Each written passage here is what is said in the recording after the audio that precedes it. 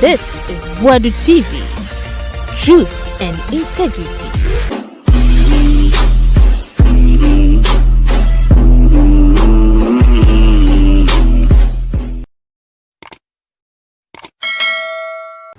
For Boadu TV suni ye mamunyina akwaba na unim Bossman Asare.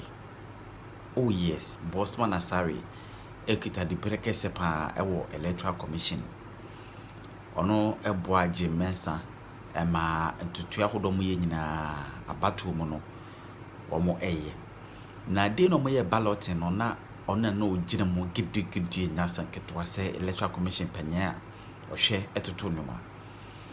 Na okopie mu ewo Metro TV so ema woni Paul Adomo kire di nkomo ena Paul bisa ne se abato no kura ho hyehyɛ te se ene wa kyerɛkyɛ mu special voting ni de keka ka ho nyina proxy ni ho no manyina ena Paul ebisa ne se yese Kofi Akpalo change number bra ballot no koso yampa na no so na ba no kura di kama mu yi first one NPP 1 second one de yam kancho mu so mu yi omu fankyere echiro mu de kyere na mu yehu se NPP 1 na ono no te be omu pa we hu se Kofi Akpalo eyi 1 no de ma NPP ni no na Kofi Akpalo a wono awo politics match adenti no be yi 1 anka obeka so mu na mda 1 no de agigeje no ho no de be ma NPP sesen yo ensam ne bebre efa batwa afi ye beto allegations ne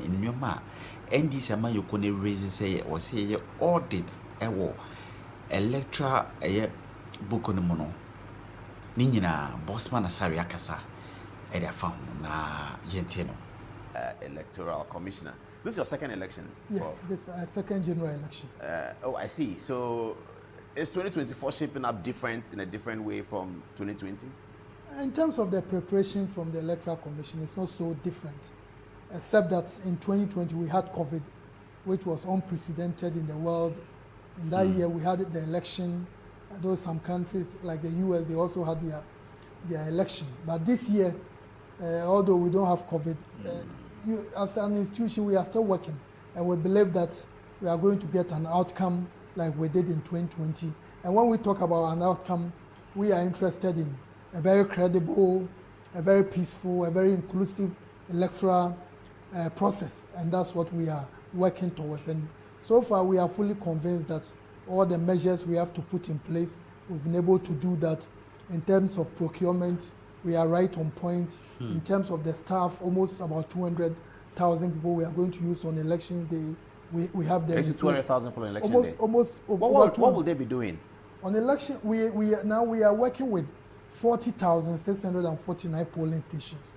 So that's where we are now. Where we are now on election. 40,000. 600, almost 649. Okay. Then so we are 40,650 polling stations, yes. something like that. So basically, in 276 constituencies? No, in 276 constituencies. Yes. We're going to have 76 now. 76. Because you're going to have SAL. It's SAL, yes, okay. Which is called the Guan constituency. The Guan, yeah. And each polling station is going to have 5 officials.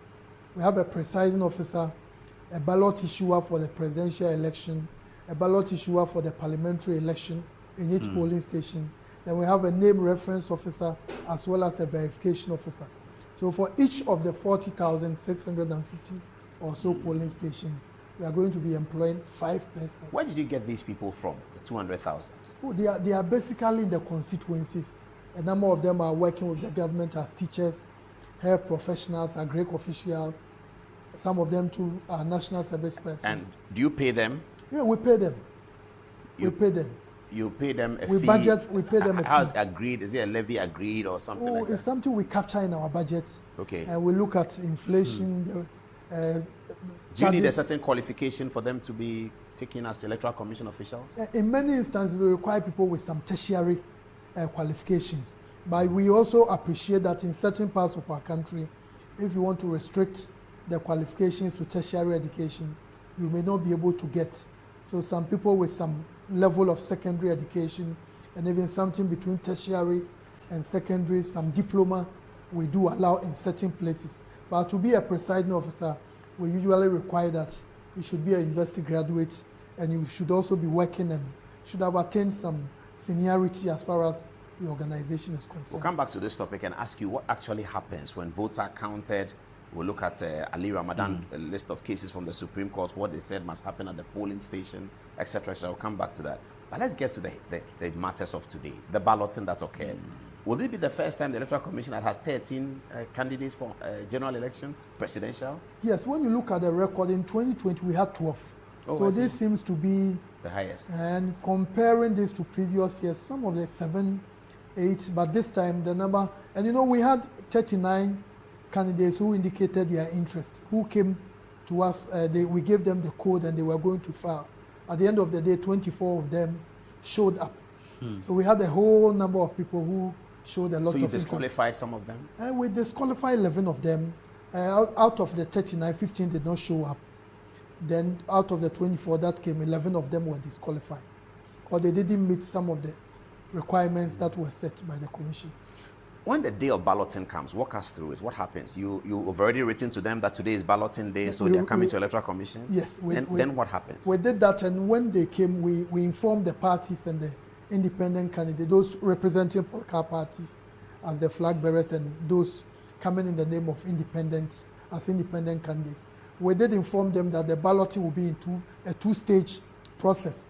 The first one will depend on the time you filed your nomination. Time you filed with the Electoral Commission? Yes. So the one who filed first will pick his position first? No, we'll pick the position of where he would be. He will be the first to pick. He will be the first to pick. The one who filed first. But did you have a date for them to file? Everybody knew the date? We met them. So they all knew the date. So in this instance, who filed first? We met them the Friday before the Monday, the 9th. Yeah. So when we met them, then we gave them the time from Monday 9 a.m. to Friday 5 p.m. To file your nomination. To file your nomination. And by law, we do it from 9 a.m. to 12 noon.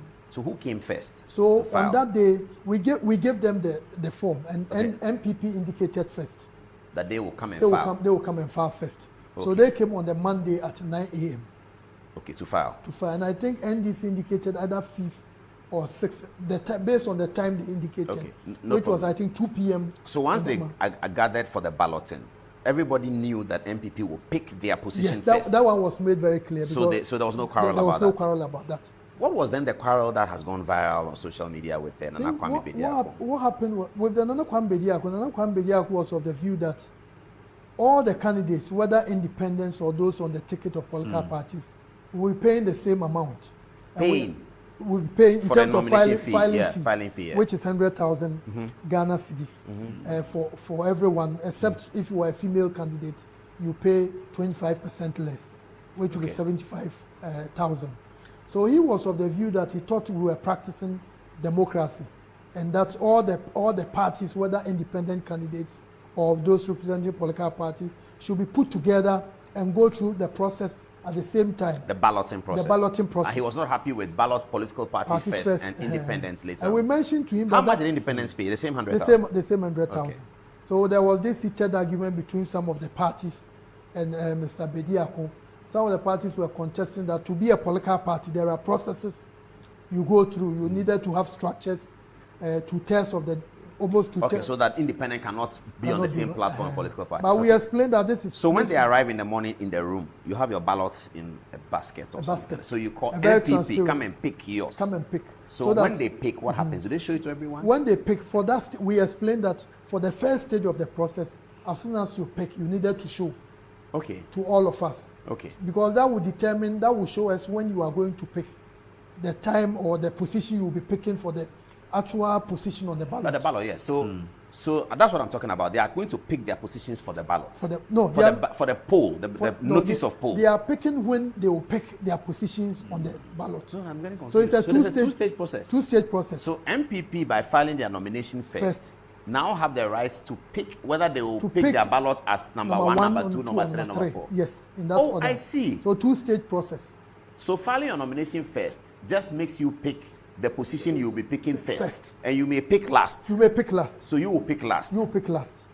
Oh, I don't think that has come across from the media in such terms. And that's what we did in 2020. So MPP came and they picked what position to pick their ballots. MPP picked number 1.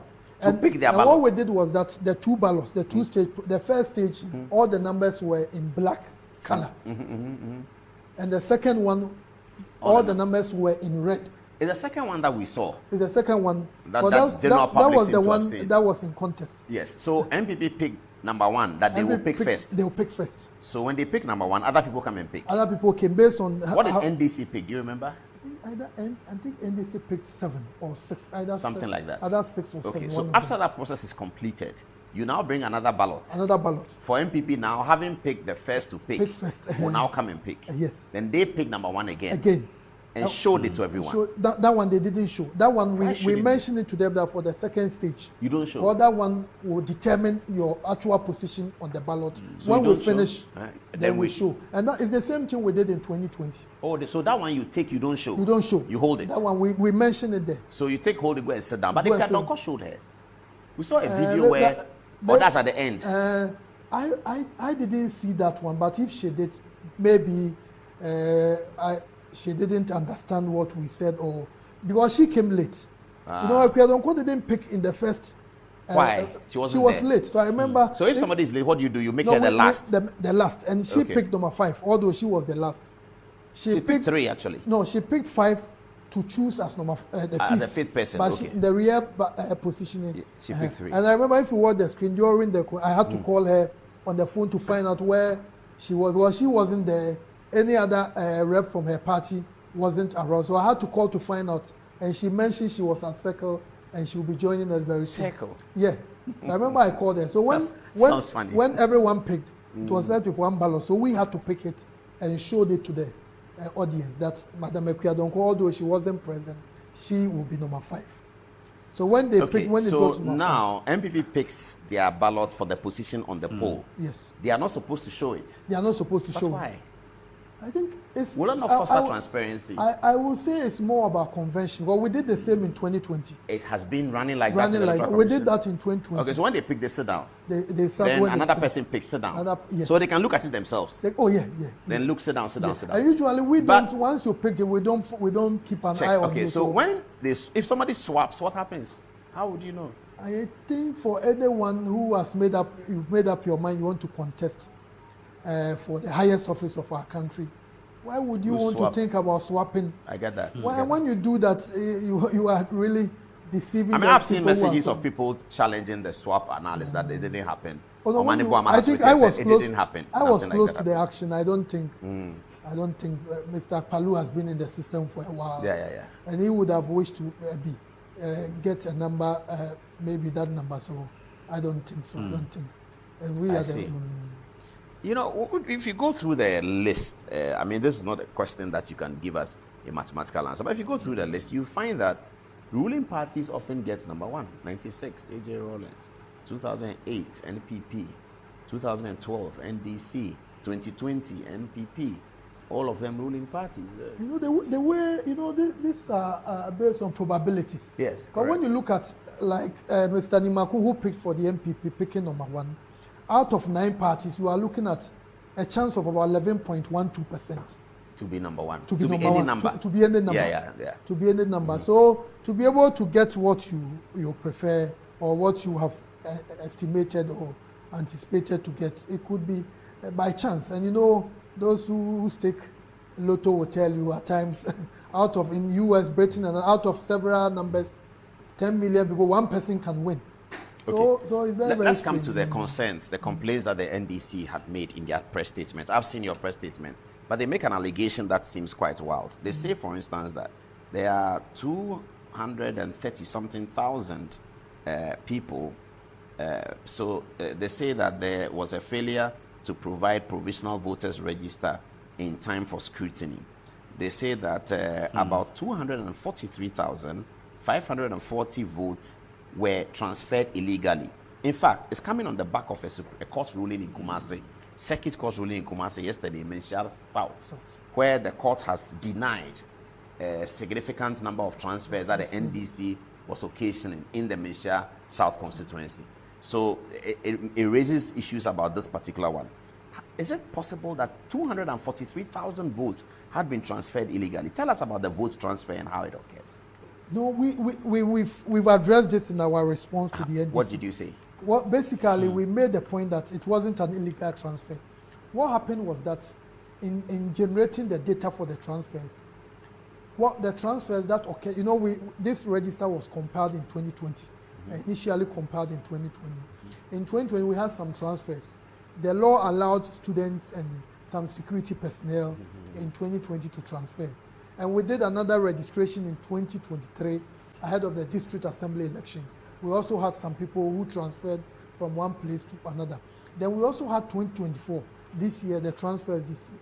So what happened was that in generating the data, the system added 2020, 2023, 2024 transfers. Oh, I see. So technically, this is not, it's not an illegality. What happened was that, so assuming the one of the constituencies that came up, the constituency of the minority leader, they were supposed to get about 2,554 or so transfer votes, but they ended up with about 4,000. And it's because the 2021, the system arranged it that all the transfers, let's put them together. So this is not an illegality. The 243,000, these are people who genuinely transferred their votes. So as we speak now, the commission has addressed it. So currently we have a disaggregated version of the transfers, that of 2020, 2023, and 2020. Have you sent that to the NDC to inspect? No, what we've told the NDC is that we want all the parties, and especially the NDC, we've invited them to the discussion table. Because the point is that we are working on the registers. No, the process, you mentioned what happened in Menchia South about the circuit court judge. Or we are implementing those decisions. So we need to finish all. Yeah, we need to finish all those processes. Then when we finish, the data will be frozen once that process. Did you also address the NDC alleges that 3,957 voters previously registered were deleted from the 2024 provisional register without explanation? No, we've done that, and when we met the NDC, we had a meeting with the NDC. In that meeting, when they mentioned this particular list, they identified one person who was missing.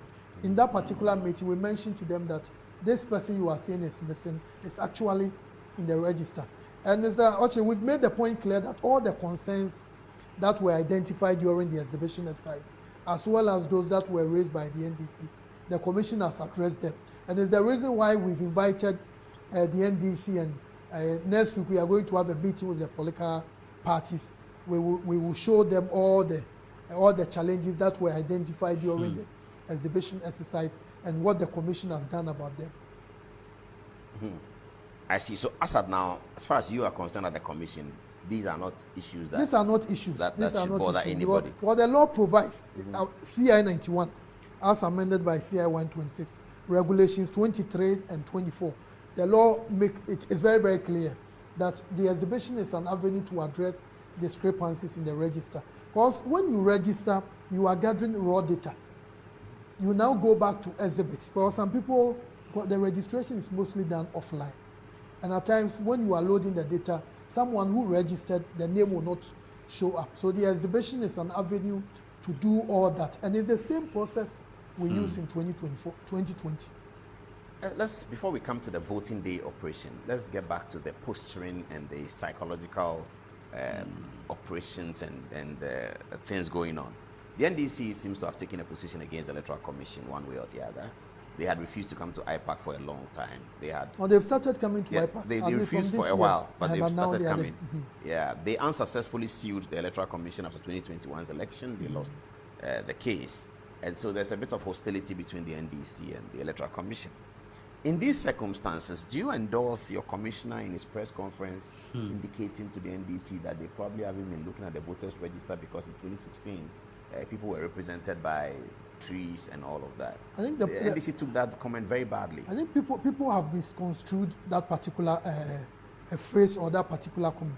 What the point we were making was that in the 2016 register, somebody will register, let's say Paul Ochre, Bossman Asare.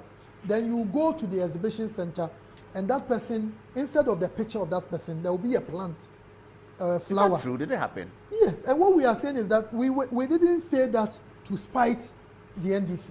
We're only making that when you collect the data, it's a raw something you have collected. So the display of the register is a process of cleaning, and that is what is provided in Regulation 23, Regulation 24. No, but he said that NDC may not have been looking at the voters register. Otherwise, they would have seen that. No, because that thing was there. So what we were trying to make the point that by exhibiting the register, you see some of this. And it will even shock you. You may go and your name will appear over there, but you'll be indicated as a female. Yes. And that's what the exhibition It's does. about. You may go there and your picture So has the will... exhibition been done? Exhibition has been done. Finished? Finished. I didn't go and check anything in the exhibition. No, but Am I still a voter? You are still a voter. How do I know that? No, the online system we introduced, the electronic. So I go on my phone now and verify whether I'm still a voter. It's still available. If I want to transfer my vote right now, is it too late? Now it's too late. You cannot transfer. If I want to do special voting, what should I do? That one is also too late. Oh, special voting is done. Yeah, also. we have the register. We display the special voters. So journalists have registered for special voting, military people, and we have, this is the highest police number. people. How many did you get? I think I need to cross-check, but we are doing over 130,000 of special voting. Of special voting. What date are they voting? 2nd December. And the rest of us are voting on the 7th. On the 7th. And the 2nd December, I know we have almost about 300, over 300 polling stations. You used for 2nd December. And how do they vote parliament, the special voters? No, they also vote there, that same place. So they indicate, if you are registering special voting, you indicate the parliamentary no, candidate. you don't. When you go there, we have the ballot for the presidential and as well as the ballot for the parliament. But which constituency are you going to give me? No, it's your own constituency. The one I indicated. So I vote at Ladede Kotopong. So on 2nd December, I'm a special voter. When I go there, I'll vote for the president if really I want to vote on December 2nd. If I want to. And then Ladede Kotopong will be one of the parliamentary options one of the so the parliamentary option. So other people in the same place in the special vote will be voting for Gumpugu Yoyo, Tamale. You're going to bring all of those ballots. Yeah, that's a complicated job, isn't it? When we finish, we keep them at the police. No, I mean for the special voting, we have 100,000 people. Over 100,000, almost. You may have a situation where the 100,000 people are voting in 210 constituencies for parliament. No, are you going to bring all that? Bring us in. So you have 100,000 people. Yes. They all have their parliamentary places. Yes. That they are voting. No, they are not converging at one place. Everyone you go there. You go to your constituency. So if you vote in Japan. So if there are 210 parliamentary 276 options. Yeah, there are 276. Assuming that the 100,000 are voting in 210. Somehow you didn't find people who are voting in the rest. Everybody is going to their constituency. Yes, you are going. So if I'm a police officer working in Accra and my vote is in Tamale and I'm voting in Tamale South. Yes, you have I'm going to Tamale South to do the special voting. Unless you transferred your vote to Accra. Oh, I thought the special voting is done at one place. No, all special voting at the same constituency. So it's across the country. It's across the country. But so you don't count. We don't count on that day. We wait till the December 7th. Then we add that to the rest. So all and as we speak, all the 276 constituencies, there will be special voting. There will be special voting, okay. Some people have more numbers. So some places are going to have about 2 centers. 2 centers for the special voting, but the same location. A number of them have only one. Okay, let's come to that point. On voting day, you go to the polling station. Now you say you have what, 40,000? About 40,000. Yes, we'll use over 40,000 polling stations. Almost 600. So you go to the polling station and you check your name. You join the queue. You join the queue. Check your name when it's your turn. Then you go and vote. You give you a presidential ballot. How many? Is it going to be 2 pages ballot, or you don't know that yet? Oh, in 2020 we had 12 candidates, and it was only one sheet. One sheet. Now you have 13. Now we have 13. So I don't see how it's going to be so different. Okay. So but now technology has advanced, so So you have that one. We have that one. So I take that for presidential. I stamp print, and then indelible ink will be available. No, the indelible ink will apply when you have finished the entire process. How do you stamp print? The thing no, in the boot. That one is ink in the boot. There's ink in the boot. So when you finish, one in then you indelible ink yourself so that you cannot come back. Cannot come back. And you know the good thing is that. But don't they tick your name and cancel it? They tick and cancel. And you know, because we are also using biometric. Once with the ink, if even you try as much and you're able to clean it and you come, the biometric will find you out. And in 2020 we had almost 13.4 million people voted. Out of that, only about 11,000 did not go through the biometric verification. Oh, that was significant and success. And those people went through a manual form of verification. Their names were identified in the register. So if you are not a registered voter, don't dare. How many people are you expecting to vote now? More than 13 million? Now, 2020 we had 13.4, almost 13.4 And now the register, we are doing almost 18.8. So assuming the numbers hold as they did in 2020, we had a voter turnout of almost 79%. Some regions did a little over 80%. Then some did almost 83, 82. Some that's did, impressive. But we don't know whether the same numbers are going to. So you take the paper and then you go to the presidential booth and presidential. You vote presidential first. Yes, that's what we did. You can't choose. You have to vote presidential first. That's what we did. Okay, then you go to parliament. Then you pick it and then you vote and you are gone. You are gone. When the process is over at 6 o'clock, whatever time, what happens? When the process is over, we close at 5 p.m. And once you are in the queue, you'll be allowed to vote. When everybody has voted. When everybody has voted, then the presiding officer, who's an Electoral Commission official? It's Electoral Commission temporary official. Oh, yes. Let me put it that way. I want to distinguish them from the political yes, party that's official. An Electoral that's Electoral Commission official. The presiding officer. Okay, what happens? And his job is now because the parties have their agents there, to bring all of them together to open the ballot. So they open the ballot and pour it out on the table. Pour it out and do the sorting. Why do they need to do the sorting, and who is doing the sorting? No, we have our team. We have the presiding officer. So political parties are not doing the sorting. The political parties, their agents are there to observe the process and. Do they touch the papers during the sorting? Technically, they are not supposed to, because you are there. The job is a job for the Electoral Commission officials. That's the presiding officer plus the 4 other persons at the poll. Will the security insist that political party officials should step back during the sorting? The reason why I'm asking is that there's been complaints by various political parties of something they call Yomo Mafia, where they put their hands on touch the ballots, because you can, when you see a ballot paper, even if it's closed, you can tell the position of the candidate, and you can tell that this vote is for John Mahama, this vote is for Baumia.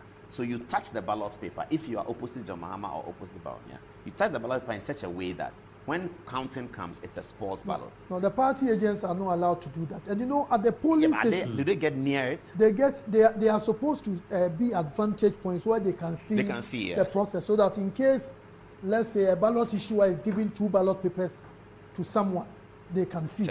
But they are not supposed to interfere. Who is enforcing this at that time? At the polling station, the one in charge is the presiding officer. And the police with him? No, the security. The police people listen to the presiding officer. They take He's their boss. Because the presiding officer is the one in charge. So once you are an agent and you misconduct yourself, the presiding officer is empowered to tell the security that this person should be taken away from the center. And the party will political party agents allowed to bring their own personal security into the perimeter? No, they are not allowed. If it's in the Ashanti region and the NDC official feels that in a hostile territory, can they bring their own security? No, it's not done, because we work with the Election Security Task Force control under the auspices of the Ghana Police, and so they make sure. So everybody should feel secure. And they've gathered their intelligence. There are certain places, if in their wisdom, this place will require more than one security person, they do that. So in the training we give to our officials, presiding officer, we tell them to maintain a very serene environment at the polling station to ensure that the right things are done. And about 99% of the time, the agents do conduct themselves. So after the thing has been sorted, so sorting means separating NDC's vote from NPP votes. So you're going to separate at this level for the presidential, you're going to be separating 13. Yes. That's a tall order. So when you finish separating, how does the counting start? Whose are they counting first? Usually what they do is that on the basis of the ballot. Oh, so they count the first. And in many instances, for many polling stations, some of the candidates from what we saw in 2020, some of them may not even get. So I think the counting is not so much of a problem. It's mainly NDC and NPP. And mainly NDC. And so when they finish counting, what happens? When they finish counting, we have what we call the statement of poll and the declaration of results from the one we call the pink sheet at the polling station. So each polling station has a customized. Are we using pink this year? Yeah, so far. You don't have to tell us if you don't have to tell us. The commission hasn't changed it. 2020 was pink. But the process is ongoing. But the 2020 was it pink? 2020 was pink. And that's not the actual name, it's because of the color. Yeah. It's the color of the paper. But sometimes it's been yellow. Yellow, yes. Yes. So you don't know whether we're using pink this year. So that one we haven't yet. You don't ballot for that, do you? Oh, that one we don't. That one is the commission's administrative decision. Okay, all right. So they write the results on the pink sheet. And the agents of the parties must sign. And they sign. Then when we finish from the polling station, we go to the collation center. Yes, what about pasting the results? No, we also do it. When they finish, they paste a copy of the results. The polling station the results. polling station. And then from there, you are going to the constituency collation center. where you are carrying the ballot box. Where we are carrying the ballot box. Do you put the papers back in the box? Yes, we do. So and you seal it again? We seal, because you know the pink sheet at the polling station, the agents are giving copies. So if somebody wants a recount, they do it at the polling station. So at the polling station, you have the right to ask for a recount. How many times? No, usually the presiding officer will allow you to ask for a recount. But when it gets to a point and the presiding officer realizes that what you are saying may end up creating problems, they will refer you to go to the constituency collation center. And there are instances where, the constituency collation center, we have the returning officer who is the one mandated by law to conduct the election in that particular constituency. But from experience, recollation is allowed when recounting is when they do, in many instances they agree. So when you look at it from history, about 99% of the time we don't have disagreements. So what is leaving the polling station to the constituency collation center is the pink sheet. Is the pink sheet. They're not going to look at the ballot box will go, the but ballot they're not going box to open a recount. Yes, unless somebody goes to the polling station, the constituency collation center and says, I want this polling station and recounted. then the return officer will take a decision. So at the collation center, they collate polling station 1, 60 plus 70 plus 39 plus 46 yes, plus 76, and then they have the final result. Have the final. Do you give your presiding officers and returning officers calculators? The districts are equipped with these facilities. And one of the things we are doing this year is that we did the advert recently. For each constituency, we are recruiting a collation officer, somebody with mathematics background, statistics, accounting, actuarial, and somebody who is well versed in mathematics to support the collation at the constituency level. It's the expectation of the commission that usually the returning officer, the deputy returning officers, as well as the technicians who support us, 2-3 days to the election, they will be working, crisscrossing the constituency. So on the day of collation, they become so tired because they've worked 24 hours. So you need another person. So we need another person. So these persons are supposed to be equipped with. And we have Excel Your Electoral Commission officials, whilst doing their work during the day around the voting time, are they precluded from collecting a food pack from one of the political parties? Usually we don't do, because what we do. If I have jollof and we have enough, we say, easy, take this jollof. We frown upon that, and during their training, we tell them, you don't take anything from any candidate. But sitting in the center. So we tell them to prepare. No, but you sitting in the center doing your work, how would you know whether your official has collected jollof from the NPP? We tell the presiding officers to ensure, and we do monitoring. When we are doing elections, commissioners, some will be going to this place, others in this region to check on what's happening. So, and you don't want to get to the point where commission will put a red flag against your name that we will not be engaging you. So because we don't want them to collect anything from anyone, we tell them to be fully prepared. If you know you have now to you get make to sure Collation Center, you've already pasted polling station results on the notice board. Yes. The Supreme Court said that if anyone can capture all those polling station results across the country, that person doesn't need the Electoral Commission. That's the results. Is that correct? Yeah, that's what for the presidential election. That's what happens. And for the parliamentary election, the collation done at the constituency collation center is mainly putting together the results from all the polling stations in that constituency. Do you do regional? Now, so after the constituency collation, what's going to happen? Now we have in the CI 127, we have a portion which talks about regional collation.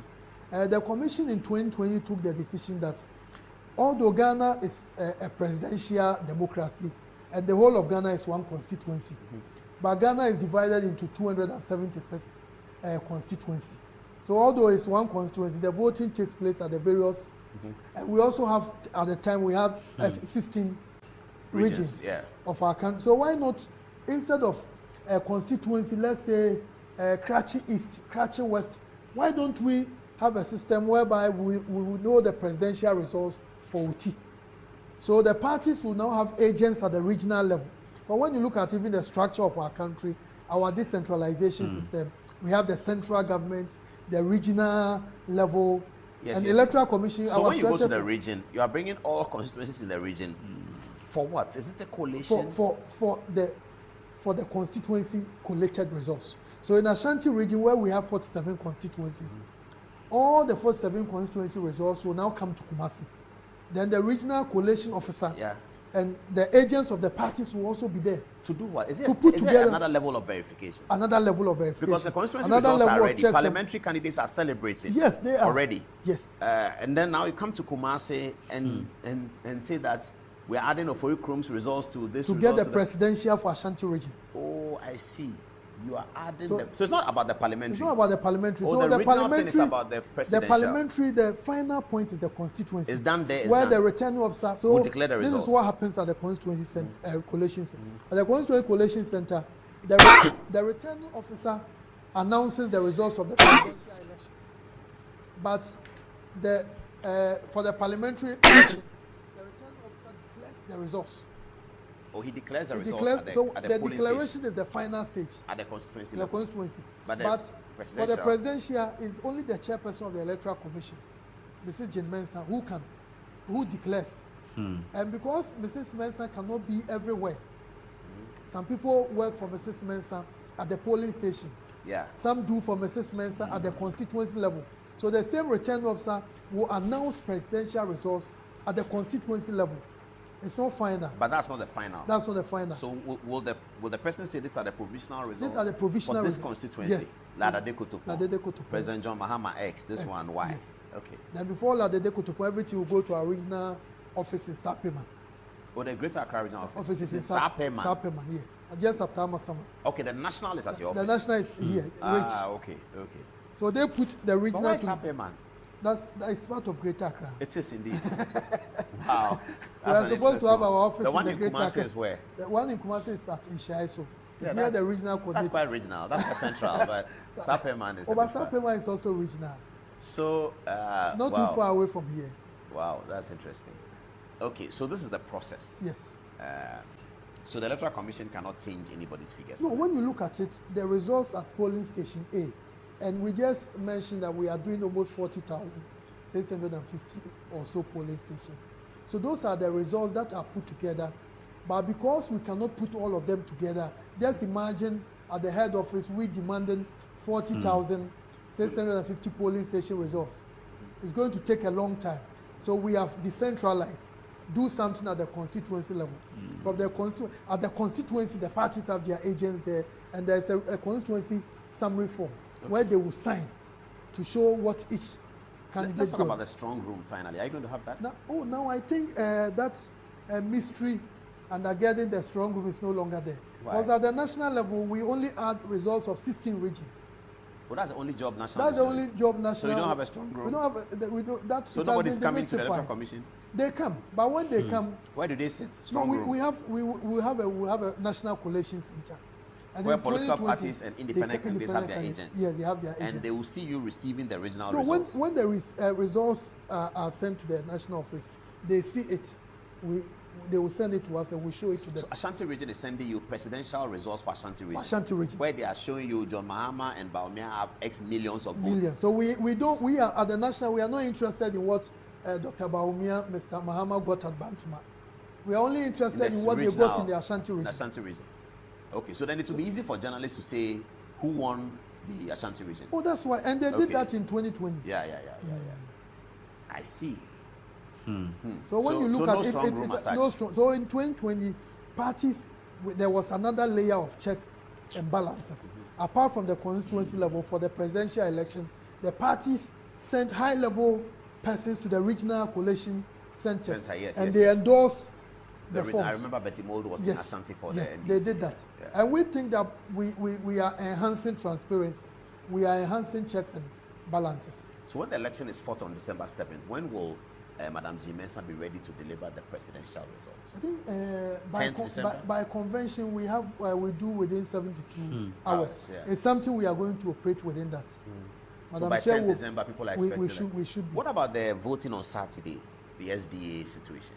No, I think that one hasn't changed, and we think that since this is once every 4 years, our brothers and our sisters who are members of the SDA will try and look at it and consider, because I think that they are interested in.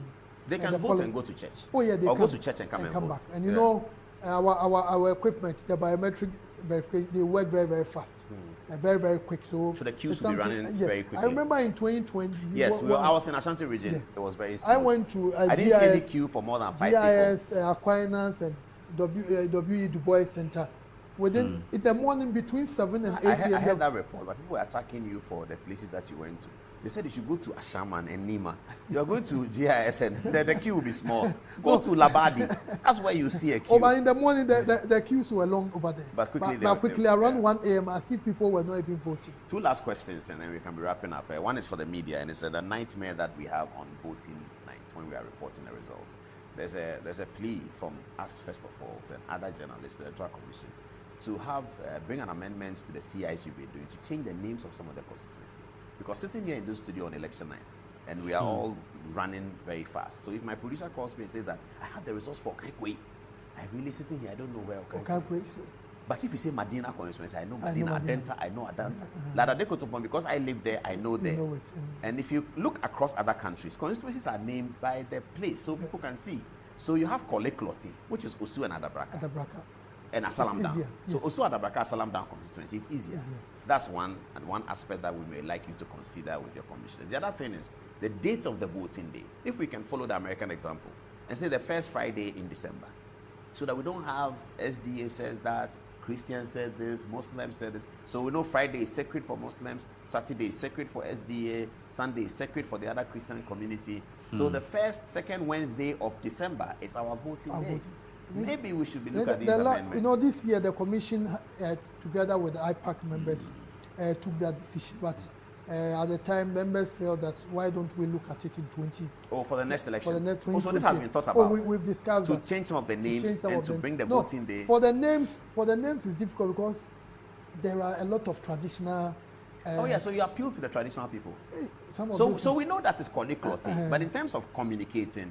It is the Osu Asalam Down Adabraka constituency. That makes it. But why do we call Medina? Medina is Medina. Medina is Ayawa so West Wogon. It took a long time for us to know that is. And I know there may be some who are students at the University of Ghana. They wouldn't know that's the name. That's the name of the constituency. I know some of the places when you go. Bantama is Bantama. Bantama, but I know a place like Jasikai. I think the district is Jasikai, and the constituency is called Buem. Yes. In Ashanti region, Sokoremampo, the district is Sokoremampo, the constituency is Swansea. Yeah, so maybe we have to. So I think there are a lot of traditions. Ease of reference for those of us who are working to that. So I think night. It's something we have to look at because at the time when they mention, I know this constituency in Eastern region is Odotobri. Yes, Odotobri is Ashanti. No, it's Ashanti. Yeah. I think there's one, they quite big brim. When I think it's also Kede. So at times it can. Yeah. Wow. So we need to look at it. You're going to be very busy from now to December. Yeah, I think we are. What's the normal work schedule these days? Do you work on weekends? Do you show up at the office on weekends? Usually, now because of technology, we may not show up on certain days, but we are still working. And as you rightly pointed out, we are doing a lot. But we need to make sure. We set a very high standard for ourselves in 2020. You did, yeah. And we think especially the process of the voting. The process. And we think that we have to beat it. And in 2020, the EU Observer Mission, they came way before the elections. During the election, they were here. After the election, they were around. They gave the Electoral Commission 95%. Oh, wow. The African Union, the ECOWAS, all of them gave us a very, very massive approval rating. Even beyond that, when you look at the register we have, with the exception of Cape Verde in West Africa, Cape Verde's population is almost like Medina, Adenta, less than 600,000. They have almost 55% of their people on the voters register. Apart from them, it's only Ghana doing almost 54.5%. Wow. In West Africa. So when people question the Electoral Commissions, our activities, this is the only country in West Africa where almost everyone who is qualified to register as a voter, you go to Cote d'Ivoire, you go to Togo, you go to Nigeria, you look at the numbers, then maybe you may end up concluding that maybe those who are 18 are more in Ghana than them. But it's an indication that the EC has. You're certainly doing a good job. But please remember and tell Madam Jimenez, it's our special message. Remember to have biscuits. Rojo Metalunu wanted some biscuits with a tea the other day. Actually, we had it in 2020. Oh, but he complained that he didn't want it. Oh, he didn't want it. Okay. Well, we had it. Then get some biscuits and then send some to the hard-working studios where people are reporting. Yeah, we'll do that. Because we'll have these sleepless nights. Thank you, Bossman Asare. You're welcome. It's a pleasure. Welcome. And good luck. Nice good luck on this. Okay, viewers, that was Bossman Asare.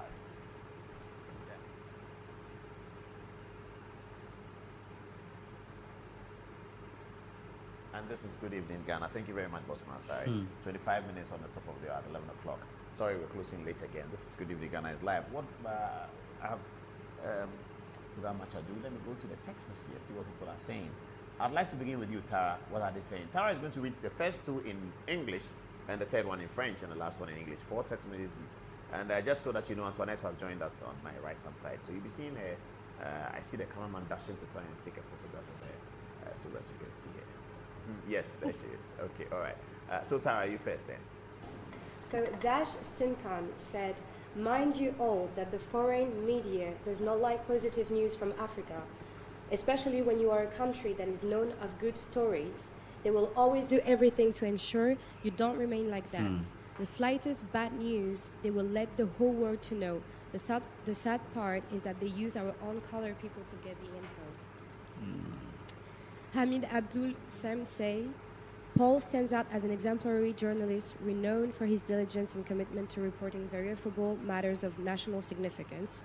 With just a handful of journalists of his caliber in the Ghanaian media landscape, the country would greatly benefit from balanced and impactful storytelling. I would like to come back to Dash Stinkan and tell it in French because I think it's important for us. Les médias étrangers n'aiment pas les informations positives à propos de l'Afrique. Car à chaque fois qu'il y a un pays qui a de bonnes histoires et qui tient la route, il y aura toujours des gens pour essayer de nous rabaisser. La seule mauvaise nouvelle qui peut être dite est toujours fausse, juste pour faire croire au monde entier que nous sommes les méchants. La triste vérité derrière, c'est à propos de notre couleur de peau. And I will give the mic to Michael. Dash Stinkan again, he says, I have always said Cheddar was supposed to start his political career from standing as an independent member of parliament for any of the constituencies for the last 4 years to build his knowledge and experience in the political system. That would have prepared him very well, and the people would have seen his leadership from that instance before we could give him our trust to lead the whole country. Ben Aite says, I personally believe the demonstration on the Galamsey is rather to the benefit of the NPP government. They are rather creating a broader awareness. Now, the chiefs who condoned the Galamseyers themselves, the NPP who compromised and made nonsense of government efforts supported by CTFM would realize how unpopular they are. Lastly, from Ayub Tahiru, he says, good evening, Paul. Please ask him for me. The special voters, where are they going to keep the ballot papers, and how sure are you that it's safe? And how can you assure Ghanaians that it's safe as well? All right, thank you. So this is coming from Nana Akasi, and he says, splendid education on the electoral processes. Good evening, Ghana. Alhaji Bob Sidi says the NDC will lose this election, inshallah. Kambari Mohammed says, actually, I've learned a lot from this show. Mubashir says, going forward for the avoidance of doubt, let's introduce the Ghana card for voting. And lastly, Kofi Kontimaku says, please ask Dr. Bossman if they have any problems and what will cause any results to be annulled. To you, Angela. We have James saying, if you think the protesters did nothing wrong, here's a summary of the Public Order Act, Act 491, passed in 1994, as a law aimed at regulating public gatherings, processions, and demonstrations. Its primary purpose is to ensure that public order and public safety are maintained during such events. And then he lists some key provisions of the Public Order Act. Moving on, we have Kweku Opoku saying, there's nothing like demonstration, Paul. These people went out there with a very bad intent of creating confusion, burning tires, blocking roads, burning NPP flags, pulling down billboards, lawless acts, etc. What kind of democracy is this? I commend the Ghana police for doing an excellent job. Their agenda was not met. This is going to Kweku. And lastly, we have Mubashir saying, going forward, for the avoidance of doubt, let's introduce the Ghana card for voting. An interesting take. Annette.